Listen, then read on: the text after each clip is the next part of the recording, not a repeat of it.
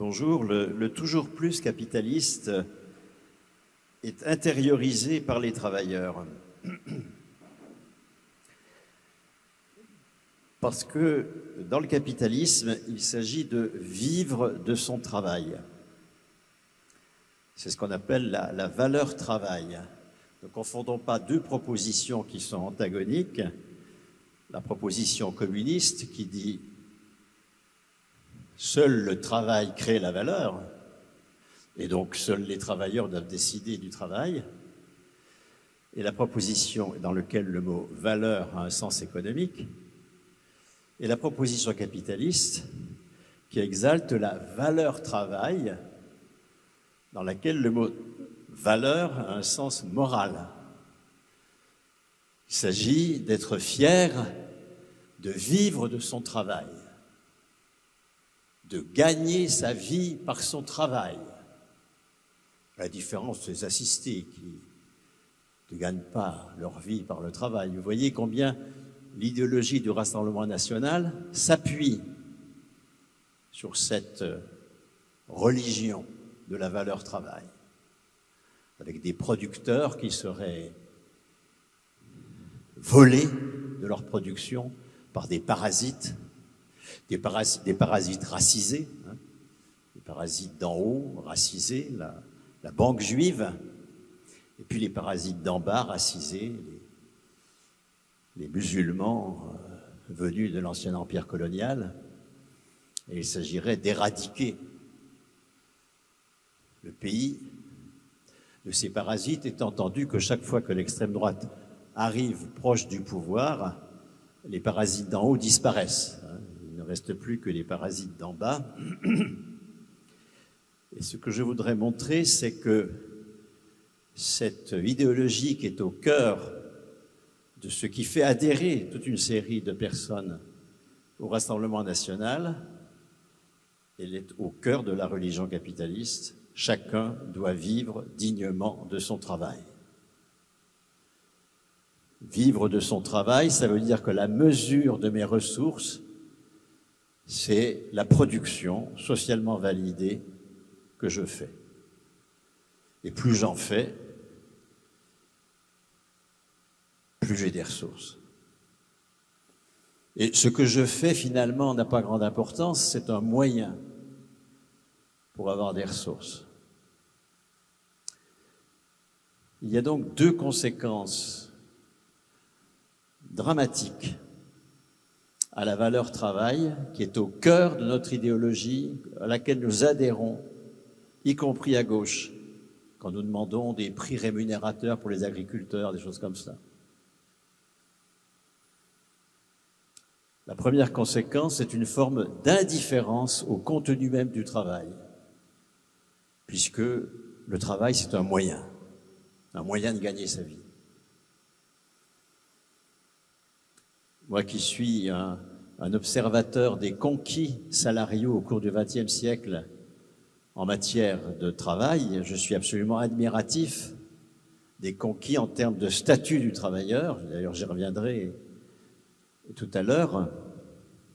En revanche, en matière de maîtrise du contenu même du travail, les conquis sont beaucoup plus rares, à la fois parce que là, nous sommes au cœur de la lutte de classe, et donc que la classe dirigeante veille soigneusement à ce que nous ne soyons pas maîtres de notre travail, mais aussi parce qu'encore une fois, il y a une forme d'indifférence des travailleurs au contenu de leur travail, dès lors que le travail est un moyen de gagner sa vie, et que son objet devient second par rapport au fait qu'il permet de gagner sa vie, qu'on accepte de faire des travaux, alors avec de la souffrance au travail, etc., pas forcément d'accord avec ces travaux, mais on accepte de les faire puisque c'est le moyen de gagner sa vie.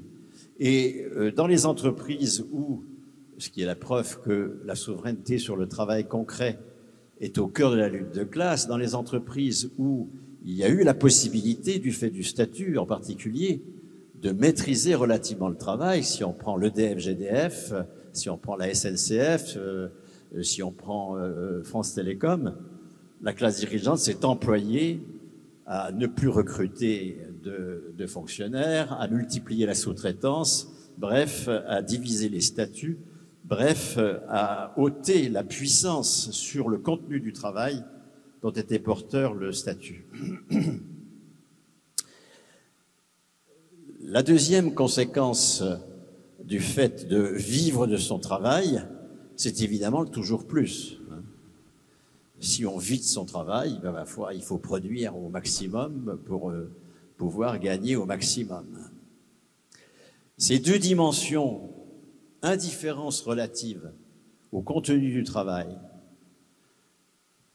travailler toujours plus, qui sont au cœur de la logique capitaliste, pour des raisons, cette fois-ci, de mise en valeur du capital. La bourgeoisie est indifférente totalement à la valeur d'usage de ce qui est produit et ne s'intéresse qu'à la valorisation du capital qui sera possible à travers la production. Et donc il y a toujours plus. Et ce toujours plus capitaliste et cette indifférence capitaliste à l'utilité sociale de ce qui est produit, pour la raison que j'ai dite, à cause de la valeur travail, est intériorisée par les travailleurs eux-mêmes. Il s'agit donc, si nous voulons passer à une décision collective sur le travail qui soit cohérente avec les besoins sociaux et avec le métabolisme que notre espèce entretient avec tous les autres vivants et avec les non-vivants, il faut absolument que nous sortions de la valeur travail. Absolument que nous en finissions avec le fait de transfert de gagner sa vie par son travail. Que nous en finissions avec la dépendance de notre rémunération à la quantité de valeur produite. Pour cela, ça suppose une dissociation absolue entre la mesure de la production le salaire doit être absolument indépendant de la quantité produite. Il doit être dissocié de la valorisation sur le marché de ce que je produis. Il doit être un attribut de ma personne.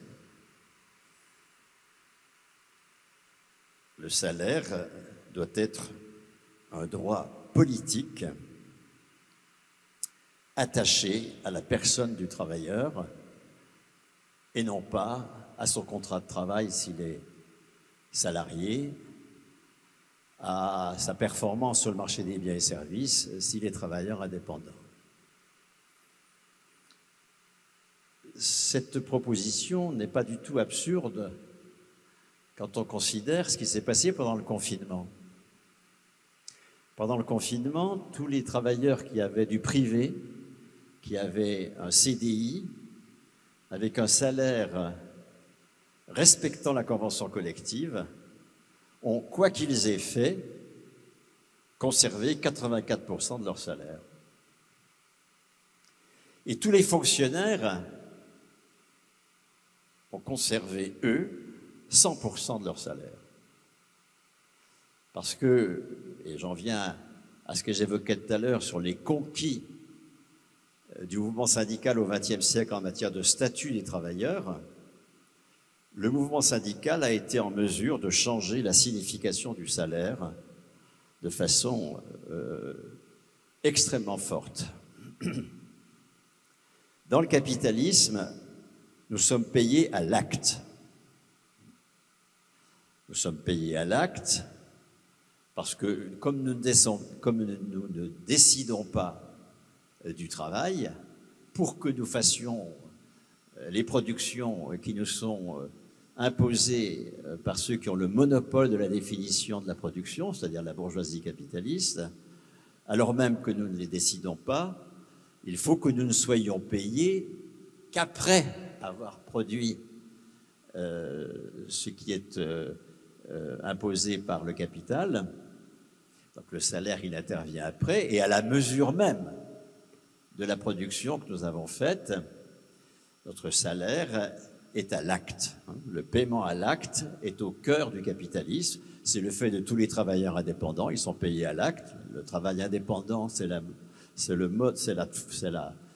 modalité canonique de mise au travail dans le capitalisme, le travail indépendant. Uber, c'est pas du tout nouveau, hein, c'est le capitalisme par excellence. Des travailleurs indépendants payés à l'acte. Et la grande nouveauté que va introduire le mouvement syndical au cours du XXe siècle, c'est d'imposer une toute autre mode de rémunération que le paiement à l'acte capitaliste, à travers d'une part le paiement non pas à l'acte mais à la qualification du poste. Ça, c'est les salariés du privé. Dans la convention collective, ils ne sont pas payés pour ce qu'ils font, ils sont payés pour la qualification de leur poste. C'est pour ça qu'ils ont conservé 84% de leur salaire s'ils étaient en CDI. Et on voit bien que la façon pour la bourgeoisie capitaliste de lutter contre le salaire à la qualification, c'est de multiplier l'intérim, la sous-traitance, les CDD de mission, l'insertion des jeunes, enfin, etc. Tout ce qui empêche d'accéder au salaire à la qualification. Mais c'est la qualification du poste.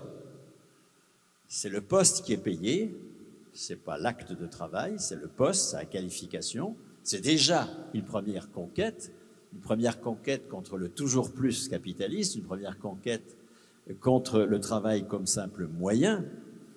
Mais le mouvement syndical a conquis, au-delà de cette conquête, la qualification personnelle.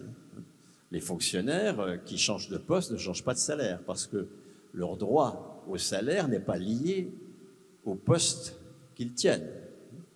Un fonctionnaire a une qualification personnelle. Ce n'est pas son poste qui est qualifié, c'est lui. C'est pour ça qu'il n'y a pas de chômage, c'est pour ça que les fonctionnaires sont payés jusqu'à leur mort. Et la qualification personnelle, là, nous sommes dans une logique tout à fait autre. Je ne suis pas payé à la mesure de ce que je fais. Ça, c'est le salaire capitaliste des travailleurs indépendants. C'est déjà dépassé dans le salaire de la convention collective. Je suis payé pour la qualification de mon poste et je conserve 84% de mon salaire, quoi que je fasse. Du côté de la fonction publique, nous sommes allés encore plus loin. Je conserve 100% de mon salaire, je ne suis pas payé pour ce que je fais, et je ne suis pas non plus payé pour la qualification de mon poste, je suis payé pour la qualification dont je suis porteur. Je suis payé pour ce que je suis du point de vue de la valeur économique. Le tiers des plus de 18 ans aujourd'hui est dans cette situation, parce qu'il n'y a pas que les fonctionnaires qui ont un salaire liés à leur personne. Vous avez aussi ce qui reste des salariés à statut, bien que la classe dirigeante se soit employée à supprimer le statut de la SNCF, de l'EDF, de la RATP et des postes. Mais il reste des salariés qui relèvent de cette logique. Et puis vous avez la moitié des retraités qui ont une pension égale ou supérieure au SMIC, parce qu'en dessous du SMIC, on ne peut pas parler de salaire, évidemment. Sur les 17 millions de retraités, vous en avez 9. Quand on additionne tout cela, nous avons 17 millions de plus de 18 ans qui ont aujourd'hui un salaire lié à leur personne. Leur salaire ne dépend pas de la quantité qu'ils ont produite. Leur salaire est un attribut de leur personne. Nous sommes dans l'anticipation de ce que devra être le statut de la personne dans le communisme, c'est-à-dire d'une société qui produit en fonction des besoins sociaux et dans le respect du métabolisme de notre espèce avec les autres espèces vivantes et avec le non-vivant. Dans cette situation, il faut évidemment que nous soyons titulaires de nos ressources, que nos ressources ne dépendent pas de notre performance, soit sur le marché du travail, soit sur le marché des biens et services, et c'est déjà le cas de 17 millions sur les 50 millions de plus de 18 ans. C'est-à-dire que le tiers des majeurs en France est déjà dans une situation qu'il faudrait maintenant étendre à tous, bien sûr. Ce qui signifie que la conquête nécessaire, pas suffisante, hein, mais nécessaire pour que nous sortions du toujours plus et de l'indifférence au contenu du travail qui caractérise la valeur travail, c'est que à 18 ans, chacun devienne titulaire de 3 droits. Un premier droit qui est le salaire à la qualification personnelle. À 18 ans, chacun devient titulaire de la qualification. Vous voyez, c'est un enrichissement de la citoyenneté. La citoyenneté, c'est ce conquis d'initiative bourgeoise au départ, fondé dans la Déclaration des droits de l'homme et du citoyen d'août 89, qui postule que tout majeur, quel que soit son diplôme, quel que soit son handicap, quelle que soit son origine sociale, quelle que soit sa localisation géographique, tout majeur présent sur le territoire est en capacité et en responsabilité de la chose publique. C'est une abstraction absolument remarquable, sauf que la bourgeoisie, qui tire son pouvoir de son monopole sur le travail, ce n'était pas du tout son monopole sur l'argent, hein, qui est à l'origine du pouvoir de la bourgeoisie, son monopole sur le travail, dont elle tire le monopole sur l'argent. N'inversons pas les choses, hein, c'est le travail qui est producteur de valeur, s'exprimant dans la monnaie. Et donc la bourgeoisie tire sa force de classe de sa souveraineté sur le travail. Et donc elle a fait en sorte que la chose publique exclue le travail, que la politique s'arrête aux portes des entreprises et aux portes des banques lorsqu'elles créent la monnaie. Si bien qu'il y a d'ailleurs une déshérence démocratique aujourd'hui, aussi bien les jeunes que les catégories populaires s'abstiennent très largement de voter parce que précisément ce vote est impuissant, puisqu'il n'a pas de capacité de faire bouger l'essentiel, la production, dont la bourgeoisie s'arroge le monopole. Il est donc fondamental d'enrichir la citoyenneté, et il faut le faire, hein, parce que dès qu'il y a des errances démocratiques, ça c'est une espèce de loi de l'histoire, aussitôt la classe dirigeante sort son joker fasciste, toujours. Donc c'est irresponsable aujourd'hui que de ne pas enrichir la citoyenneté de droits économiques qui mettent le travail au cœur de la politique. Premier droit donc, la qualification qui exprime notre capacité et notre responsabilité en matière de production. De 18 ans à sa mort, chacun doit être titulaire de la qualification et donc du salaire. À Réseau Salariat, l'association d'éducation populaire à laquelle je participe, nous préconisons une hiérarchie des salaires de 1 à 3. 1800 € comme salaire minimum, qui est le salaire minimum revendiqué, je m'exprime en salaire net, hein, et un salaire maximum de 5000 €. Une hiérarchie donc d'un peu moins de 1 à 3 qui correspond à l'écart interdécile des conventions collectives et de la fonction publique. L'écart interdécile, c'est l'écart entre le salaire moyen des 10% les moins payés et le salaire moyen des 10% les mieux payés. Il est de 1 à 3 dans les conventions collectives les mieux négociées et de 1 à 2,5 dans la fonction publique. Ce que nous préconisons, c'est que l'écart interdécile devienne l'écart tout court des salaires et qu'il n'y ait pas de salaire qui soit plus de 2,8 fois supérieur, la moyenne entre 2,5 et 3 à peu près, au salaire minimum. Donc chacun à 18 ans devient titulaire du premier niveau de qualification et peut monter en qualification ensuite par des épreuves de qualification jusqu'à sa mort. Et ce droit s'accompagne de deux autres droits. Le droit de propriété sur l'outil de travail, bien sûr, hein, propriété d'usage. Il s'agit que les collectifs de travail soient propriétaires d'usage de leur outil, qu'ils décident de l'utilisation qui va être faite de l'outil, mais l'outil n'est pas simplement quelque chose qui sert, c'est aussi quelque chose qui vaut.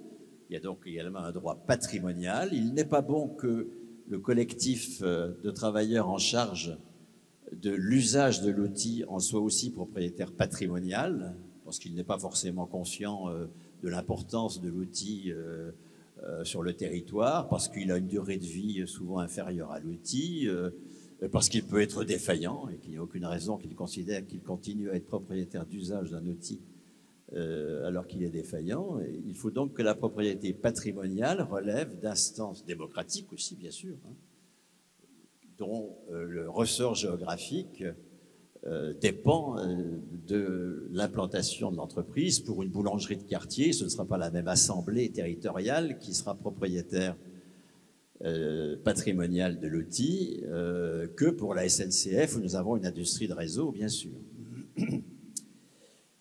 Le troisième droit, parce que l'économie, ça n'est pas que l'addition d'institutions microéconomiques, d'entreprises ou de services publics. L'économie, il faut l'articuler, et il y a des outils d'articulation, la création monétaire par exemple, les accords internationaux pour la place de la production dans la division internationale du travail, la décision d'implanter telle ou telle entreprise sur le territoire, la logique territoriale des implantations.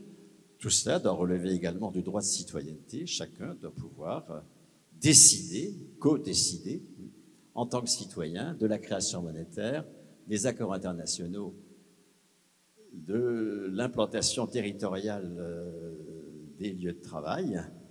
Ces trois droits-là enrichissent la citoyenneté, et ce sont des droits du sol, bien sûr. Cette citoyenneté n'est pas liée à la nationalité. Là encore, nous revenons à la nécessité d'avoir une réflexion offensive face à la séduction qu'opère l'idéologie d'extrême droite sur une partie notable de la population.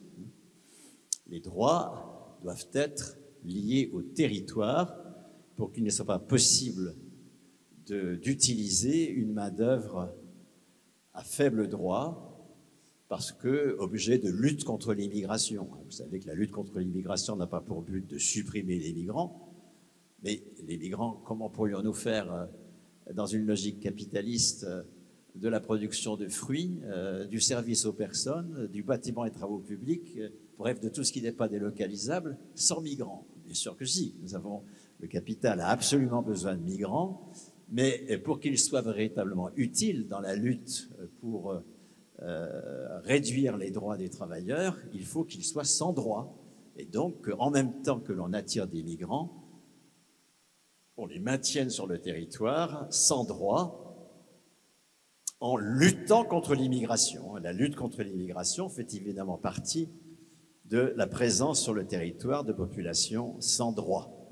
Mélanie, Orban, tout ça, lutte contre l'immigration en veillant à ce qu'il y ait énormément de migrants sur leur territoire, évidemment. Il n'y a pas de contradiction entre ces deux positions. C'est pour ça qu'il est fondamental de proposer une citoyenneté qui soit une citoyenneté du sol, non pas liée à la nationalité, mais liée à la résidence. Lorsque, pour financer un salaire moyen, qui serait le salaire moyen actuel, de 2 500 € par mois, ça c'est le salaire moyen actuel, un salaire moyen de 2 500 € par mois de 18 ans à la mort, dans une fourchette allant de 1 800 € à 5 000 €, aux 50 millions de plus de 18 ans qui résident sur le territoire, il faut 1 500 milliards, c'est le revenu disponible actuel. Nous pouvons évidemment produire ces 1 500 milliards, qui sont d'ailleurs très inférieurs aux 2 400 milliards de la production actuelle, et ces salaires ne seront pas le résultat de la production, puisque ça va devenir un droit politique, ils seront créés par création monétaire, un institut d'émission démocratiquement géré, hein, pas comme la Banque centrale européenne, évidemment, puisque ça deviendra un élément de droit de citoyenneté. Un institut d'émission générera les 1500 milliards nécessaires à assurer le salaire à vie de tous les majeurs.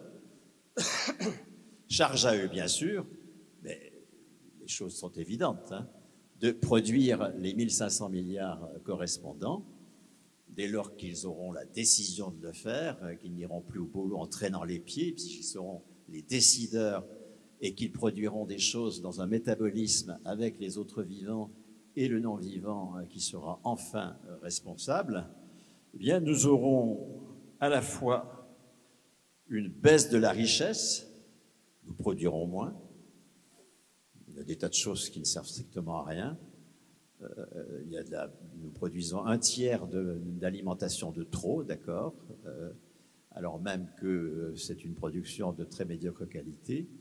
Nous produirons moins de richesses, mais nous utiliserons pour produire ces richesses plus de travail vivant. Pour produire une pomme qui a une grande valeur nutritive, il faut beaucoup plus de travail vivant que pour produire une pomme industrielle.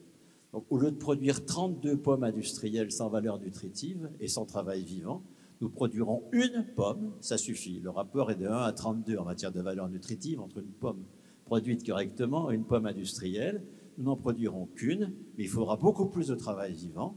Nous allons baisser les richesses, c'est-à-dire décroître, et augmenter la valeur, puisque c'est le travail vivant qui est la mesure de la valeur.